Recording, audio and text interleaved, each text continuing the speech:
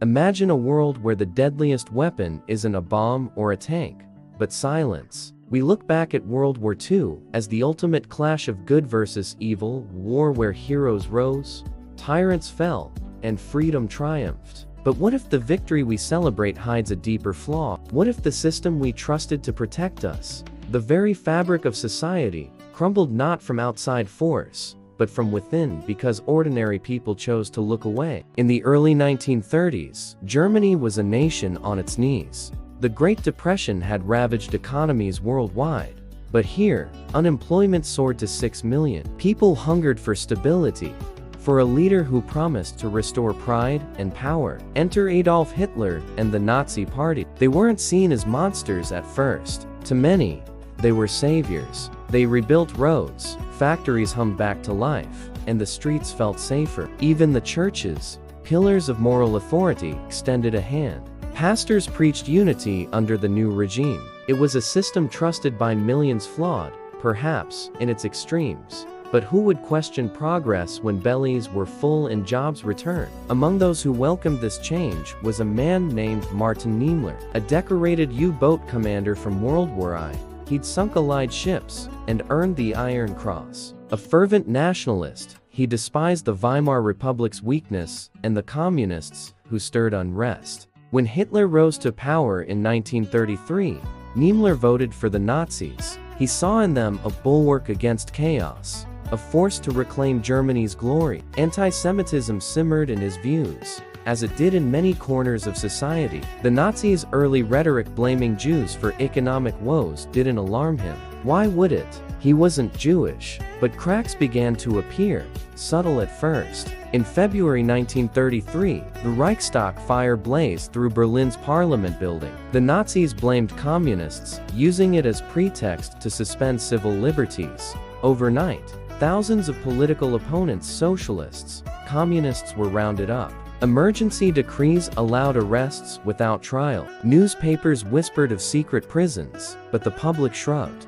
After all, these were radicals, threats to the new order. Why speak out if you weren't one of them? Niemöller watched from his pulpit in Dahlem, an affluent suburb of Berlin. He focused on his congregation, on spiritual matters. The regime's grip tightened, but it hadn't touched the church yet.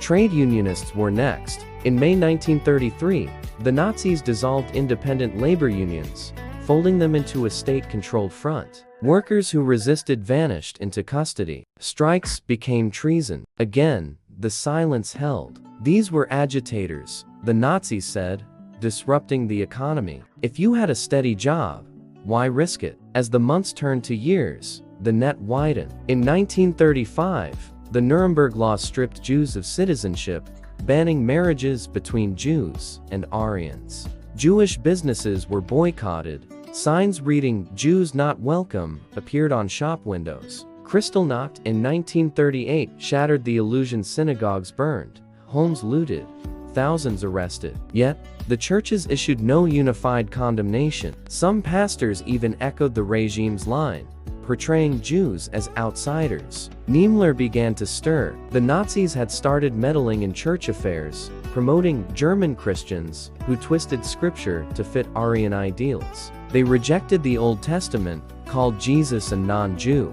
This crossed a line for Niemöller. In 1933, he helped found the Pastors' Emergency League to resist this interference. But his opposition was narrow, focused on protecting the church, not the broader victims. Whispers grew into rumors of worse horrors. People with disabilities disappeared into euthanasia programs, deemed unworthy of life. Jehovah's Witnesses were persecuted for refusing military service. Homosexuals, Roma gypsies, group by group, the regime isolated and eliminated. Each time, the rationale was the same.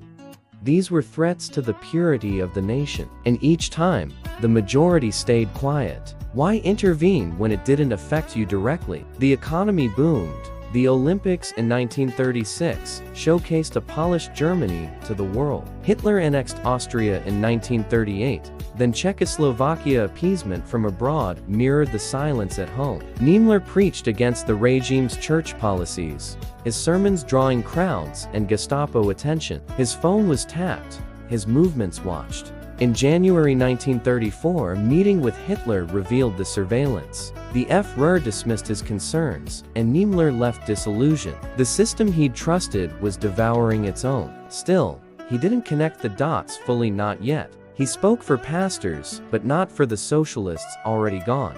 Not for the Jews facing escalating terror. The invasion of Poland in September 1939 ignited the war. Blitzkrieg swept across Europe, but the true machinery of death revved up in the shadows. Concentration camps expanded: Dachau, Sachsenhausen, Buchenwald. Political prisoners, Jews, dissidents funneled in. Niemöller's words finally caught up to him. On July 1, 1937, before the war's full fury, he was arrested by the Gestapo. Charged with misuse of the pulpit, he stood trial in 1938, acquitted on some counts, but Hitler ordered him detained as a personal prisoner. He was sent to Sachsenhausen concentration camp, then Dachau in 1941. There, amid the barbed wire and watchtowers, he witnessed the system's endgame: starvation, forced labor, executions. Fellow inmates, Jews, Poles, priests shared stories of the incremental horrors that led here. In those cells, something shifted in Niemöller. He reflected on the path that brought Germany to this abyss. The war raged outside. Pearl Harbor in 1941 drew America in. D-Day in 1944 turned the tide. But inside, the personal reckoning deepened. Why had the church, with its moral weight, not rallied earlier? Why had he not? The Nazis hadn't seized power in a single stroke. They chipped away, testing boundaries, relying on indifference to fill the voids. Each unspoken protest, each averted gaze, had paved the way for invasion, for the Holocaust that claimed 6 million Jewish lives, for the total war that engulfed the globe. As Allied forces closed in, Niemöller survived typhus and transfer attempts. Liberated in May 1945 by American troops in Italy, he emerged a changed man. The war's end brought trials at Nuremberg, revelations of gas chambers at Auschwitz, mass graves in the East. Germany lay in ruins, 70 million dead worldwide. But Niemöller turned inward. In post-war lectures, he confessed not just to crowds, but to history. He spoke of guilt, of how silence had been the enabler. In 1946, touring occupied Germany, he improvised words that captured his epiphany.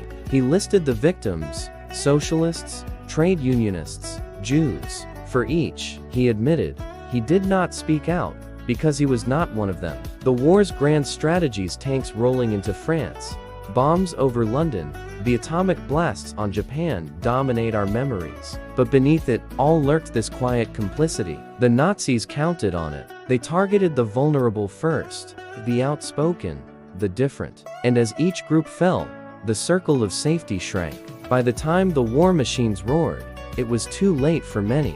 Niemöller's insight, forged in those camps, pierced the veil.